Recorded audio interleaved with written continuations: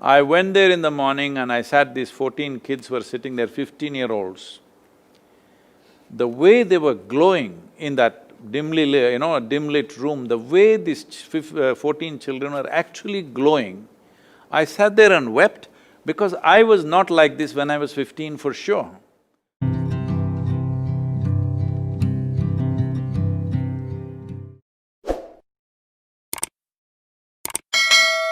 Schools. One is the rural schools, where in very remote parts of India, we are offering high-quality education. But the important thing is, because of their social and economic conditions, the most important thing is to get them out of the economic and social pit in which they are, the hopelessness of these children, to get them out of that. This is largely supported by worldwide contributions from people for scholarship because 60% of the students in these schools are first generation going to school. Their parents have never been to school. So they don't have enough earnings to support the child's education, so they normally take them back into the farm or go cattle grazing or do something like this. So we kept them in school and very high quality education, as good an education that most would get in urban schools. Good quality education, but this is supported by millions of people around the world contributing for these children's education, otherwise this wouldn't be possible. Here the main basis is, from the age of 6 they're learning computers and they're speaking fluent English language because English is not their mother tongue. What they speak at home is a Tamil language, but they're speaking English by the time they're 7, 8 years of age, fluent English they're speaking. They know how to use computers because this is a passport out of their poverty and social restrictions in which they are born into, and generally they live and die in that same restrictions, but this education will give them a passport out of that situation. The second school is called as Isha Home School, which is for the reasonably well-to-do people. In this school, nearly 31 or 32% of the students come from outside the country, many from United States and UK and places like Dubai and other countries. So this school is run in a very different way. The school is called home school because we have a large household where 20 children live. And there is a couple usually who are dedicated parents for these 20 children for a minimum of 4 to 5 years. So first 4 years, one set of parents will take care of them, next 4 years another, and the last 4 years another. So they're with people who are very committed and dedicated. All the teachers in this school are on a volunteer basis. They are not trained teachers. This is a rule, we don't take trained teachers. They are doctors, engineers, accountants, well-educated people, but they are not trained to be teachers because I wanted an atmosphere where everybody is in the learning mode. It's not like I know something and I'm going to tell you something and you must listen. Everybody is in a learning mode, it's a discovery, it's an exploration. This is a thematic school in the sense, for example, right now is monsoon time. This is when the school should have started. By now it should have been on for 20 days. But because of the virus situation, it's under lockdown. Otherwise, they come here at this time. It is pouring rain when they come to the first standard, enormous amount of vegetation and life around us. So we expose them to rain and we use rain as the thing. The chemistry of rain, the biology of rain, the economics of rain and the entire physics of rain, everything is explored from this rain point because rain becomes a strong experience for everybody who lives in southern India in these 2 months, June, July. If you are living here, monsoon gets into your bloodstream, it's almost like that because you will be soaked through and through no matter where you are. So we use thematic modes of education, but this sort of school, there are enormous amount of talent development of music, art, theatre and variety of things. It's a 7-day school, there is no holidays in this school. Because why should there be a holiday for learning, I don't understand. But it's just that as far as the students go, it's an unplanned announcement of activity days. We have the same number of break days from academics, but it's not announced, it's not fixed like a Saturday or a Sunday.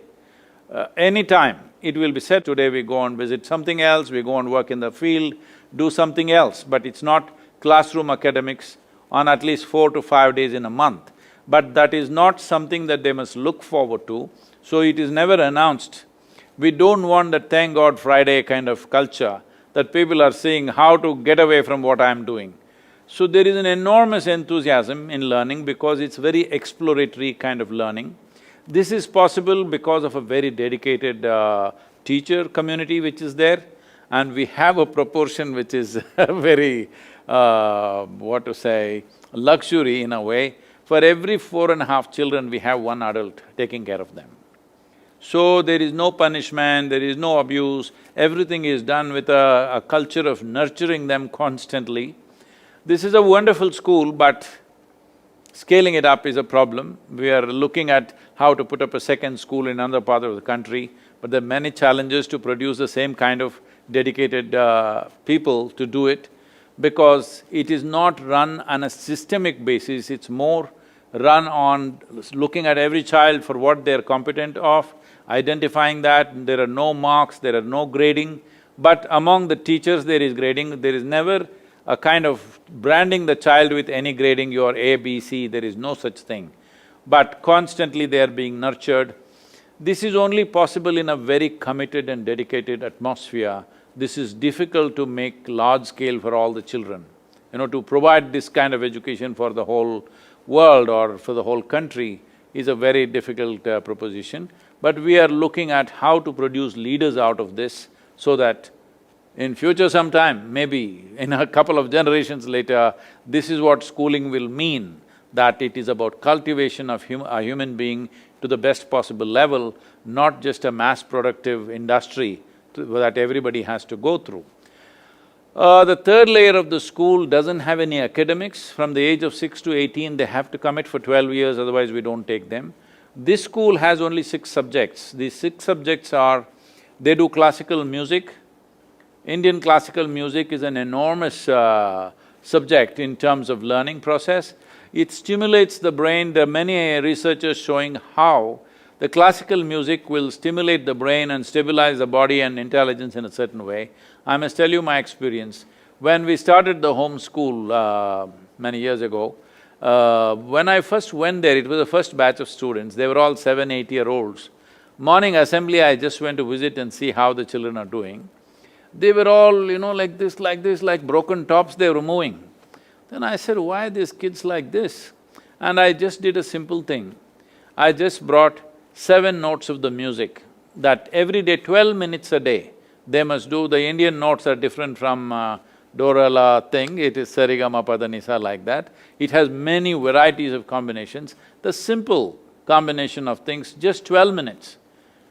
And I visit the same place after 2.5 months and I find all the children are sitting like this, unmoving, very stable.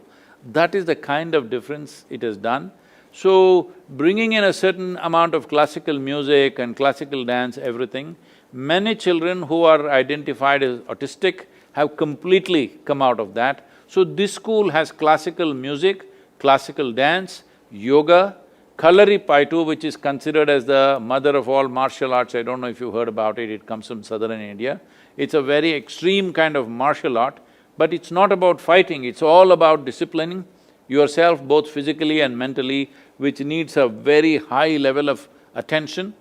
And plus there is a Sanskrit language, which is again been identified as, in terms of the range of sounds that you utter in Sanskrit language, it is a great stimulant for the brain. Many schools in UK are now bringing Sanskrit language as a part of their education because it stimulates the brain like no other sound variations do, because it is a whole range of sounds if you speak that language. So there is Sanskrit language and there is English language as a passport to the world. If they want to get out into the world and do something, then they need English language. We have workshops of accountancy and practical management, these kind of things that will be useful in practical sense. But you must see these children. You must see these children means they're extraordinary. They have no physics, chemistry, mathematics in them, but they're extraordinary the way they are. Their physical prowess and their mental prowess is just phenomenal. They will be able to do anything they want in the world, they're that kind of… The idea is to grow the physical body and human brain to the maximum possible level before they get to 14, 15 years of age. To just give you a sense of what this is, this may sound little overwhelming for you, but they come at the age of 6 and stay with us. There is a very intense process going on, both physical and psychologically, very challenging situation. At the age of 15, they will take a certain initiation. For next 3 years, there is a certain level of discipline. If they want to go into this initiation process, they go into 60 days of silence at the age of 15. So the first batch, after that we have initiated many batches, but the first batch when I went, there were 14 children, 8 of them were girls, 6 of them were boys. Every day they are up at 3:30 in the morning and their day closes at 8 o'clock in the evening. So, I go there around 3:40 to see these kids because I'm supposed to initiate them in the next couple of days.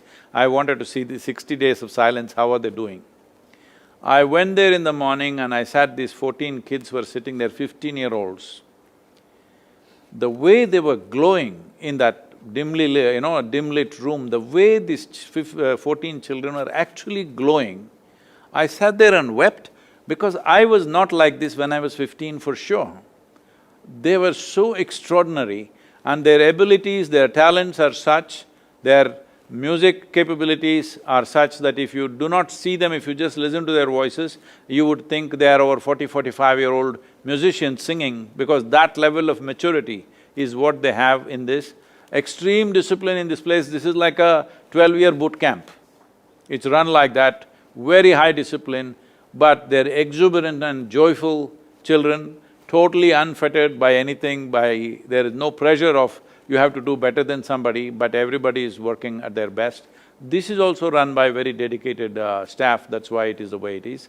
So these are the 3 dimensions of education we are offering. One is just to help people to come out of their economic and social pit, which is very necessary because otherwise they're super disadvantaged with poverty, various other discriminatory processes which exist in every society. Plus the next one is the well-to-do people who can afford. In Isha homeschool, what is a 12-year education? Normally high school is 12 years. I made it 13 years. I made it 13 years and I said, let children invest in their inner well-being. Whatever talents they've picked up, what I see in India at least the problem is, in India things are a bit changing now, but at least when we were growing up it's like this, you must become a doctor. This is the rule. Education means you must become a doctor. If you don't become a doctor, you must become an engineer. Now it's a software engineer. Half the people are in United States because this is how our idea of education was. So everybody being pushed through the same thing, whatever music, dance, theatre, everything we have done, the moment they get into professional colleges, it's all wiped out. So you produce a whole population of people who can't sing, who can't dance, who can't live, who can't do anything well. So we are putting this extra 1 year, building these arts and music and management and leadership aspects into their life in a very strong way. So when I made 1 year extra, everybody was wondering, will they let their children be here because we are spending 1 year extra. But not a single parent took out their children because of that extra year that was announced. So we have 1 year extra with the children. So when they go out, lots of them are coming to US universities, when they go out, they're going as much more mature and balanced human beings where they can handle themselves much better wherever they go. Well, thank